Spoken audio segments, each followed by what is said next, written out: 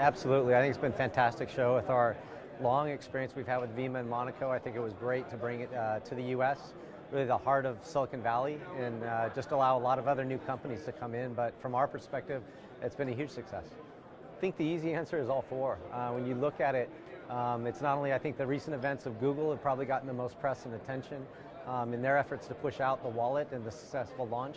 I think carriers like Sprint, who are really stepping out in front, but I also think it's handset manufacturers as well, like Nokia, their efforts they demonstrated here. And last but certainly not least, where I think the focus is on application developers and really coming out with new innovative applications that use NFC. I do. I think you're going to see different things because I think the push towards consumer innovation, I think may be a little bit stronger here in the US in terms of new and different apps that even all of us in this building can't think of today. I think in Europe and Asia you may see more carrier-centric or also around public transportation, which I think is much bigger outside of the US and is probably a much bigger use case in terms of how you might see it implemented.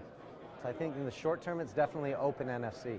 I think it's the most accessible to the creativity and the applications that you're going to be able to see, overnight. I think the closed or secure element-based ones are in the long term more important, but they're much more difficult to implement because of the size of the players involved, whether it's the card association, retailers, and it's really dealing with security, which is an important thing for consumers as well as the businesses. So short-term open, but long-term definitely the closed or secure element applications.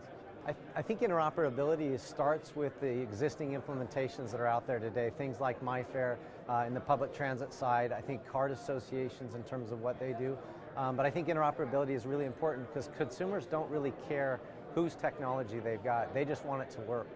So if the phones aren't compatible or the different tags aren't compatible, I think there's going to be bigger challenges for the industry to be able to let it go. So I think interoperability is a big importance. I think you're going to continue to see the momentum build, and I think it really will be a snowball effect because I think we hit critical mass in 2011 to bring all of the big players into the game, and I think the application developers. So I think you might see NFC take off even faster than might have expected because you do get to see now the developers and others come in with applications, like I said, that are going to finally get into consumers' hands, and they're going to start asking for NFC, whereas today they don't know really what it is when they go into a phone store. Absolutely. I think it's an important event every year and hope to see us continue to be a part of a USA event as we go forward. So.